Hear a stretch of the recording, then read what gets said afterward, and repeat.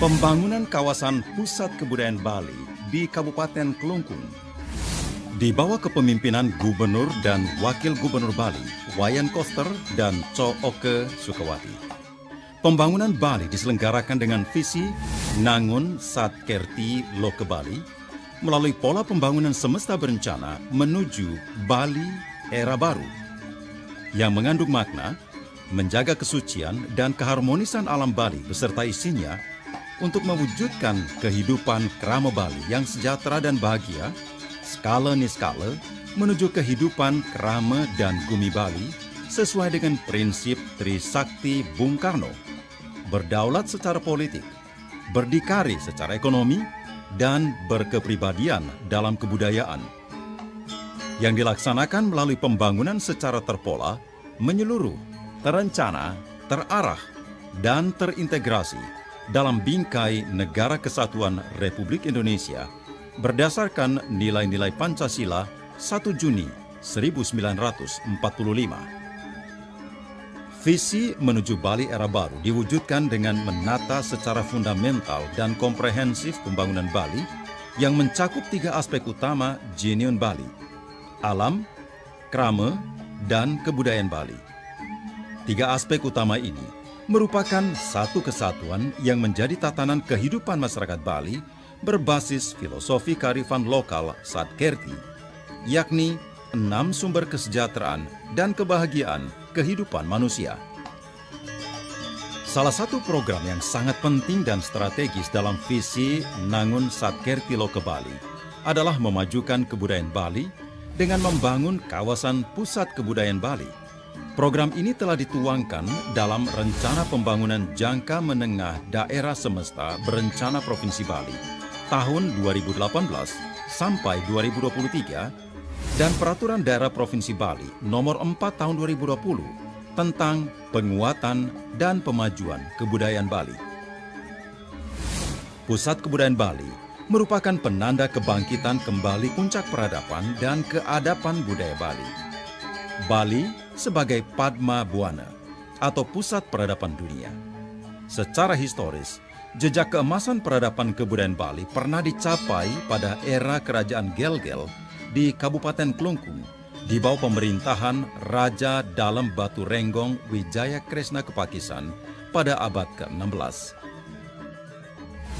Luasan lokasi pembangunan kawasan pusat kebudayaan Bali mencapai 334 hektar yang sebagian besar milik masyarakat di Desa Gel-Gel, Desa Gunakse, Desa Tangkas, Desa Jumpai, dan Desa Sampalan Kelod, yang merupakan hamparan bekas aliran lahar dari letusan Gunung Agung tahun 1963.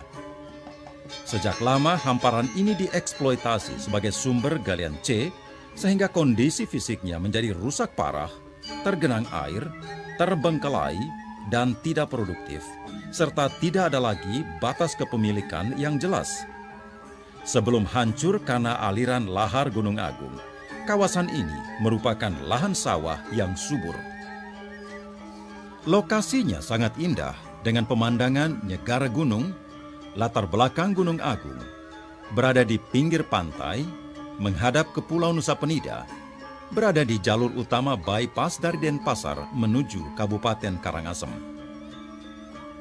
Kawasan ini didukung dengan ekosistem budaya karena berbatasan dengan Kabupaten Gianyar, Kabupaten Bangli, dan Kabupaten Karangasem yang kehidupan masyarakatnya memiliki tradisi, seni dan budaya, dan kearifan lokal yang sangat beragam dan adiluhung. Kawasan pusat kebudayaan Bali ditata secara apik meliputi 3 zona, yaitu zona inti pusat kebudayaan Bali dengan luas 31 hektar, zona penunjang dengan luas 98 hektar, dan zona penyangga dengan luas 205 hektar.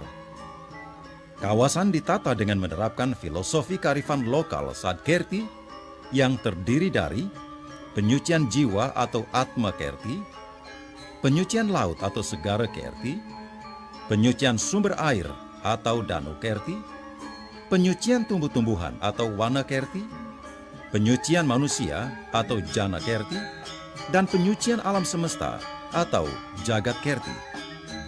Dalam zona inti pusat kebudayaan Bali dibangun 15 fasilitas pentas seni untuk seni tradisi dan seni modern.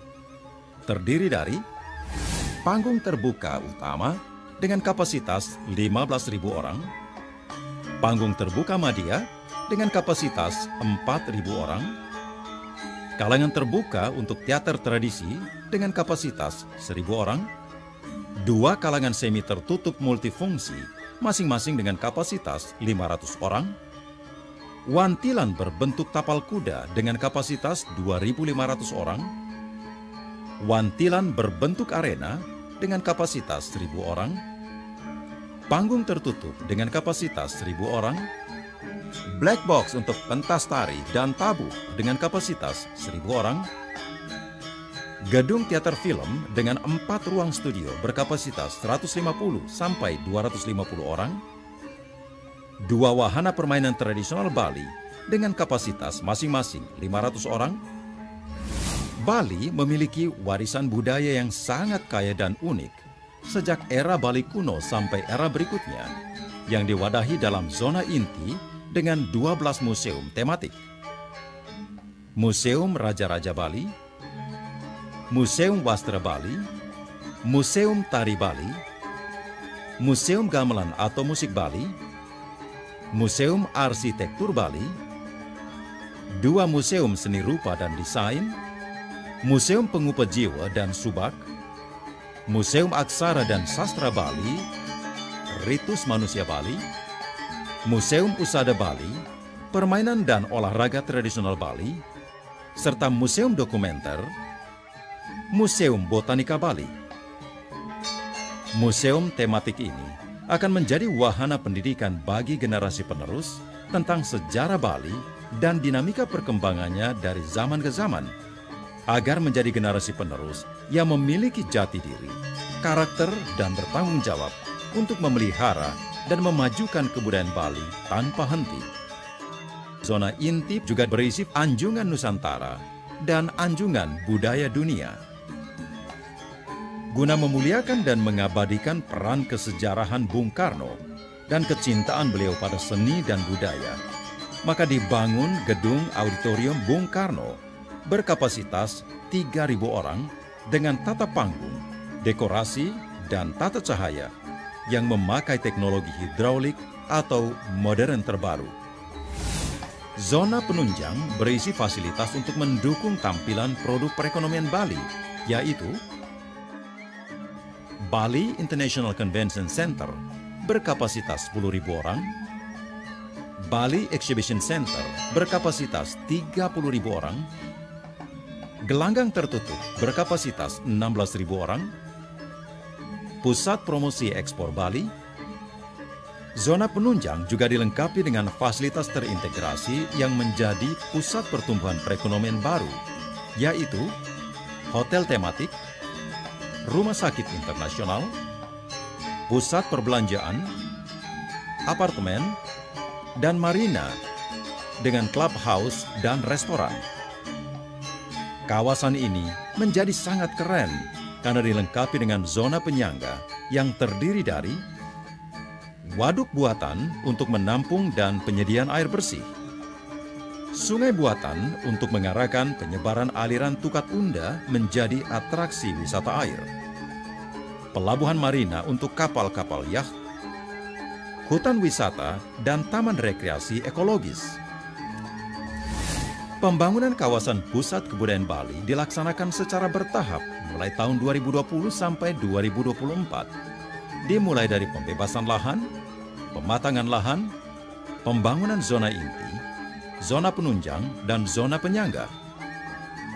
Dana yang diperlukan untuk membangun kawasan pusat kebudayaan Bali diperkirakan mencapai sebesar 2,5 triliun rupiah yang bersumber dari APBD Semesta Berencana Provinsi Bali, pinjaman tanpa bunga dari Program Pemulihan Ekonomi Nasional atau PEN, dan APBN dari Kementerian PUPR serta Kementerian Perhubungan.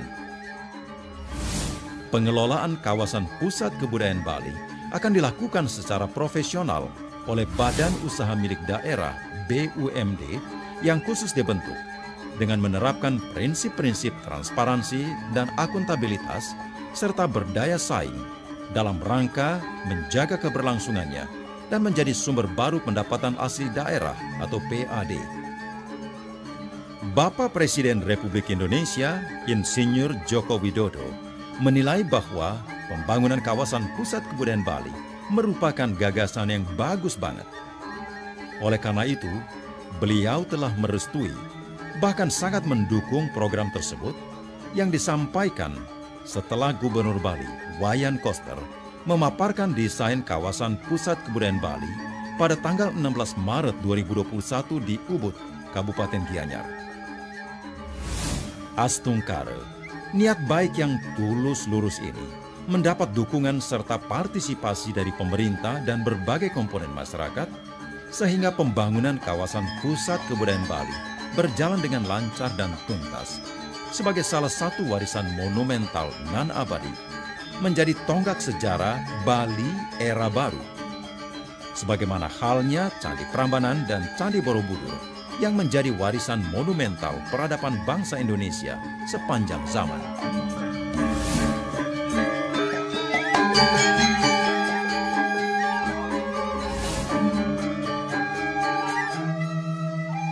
Oleh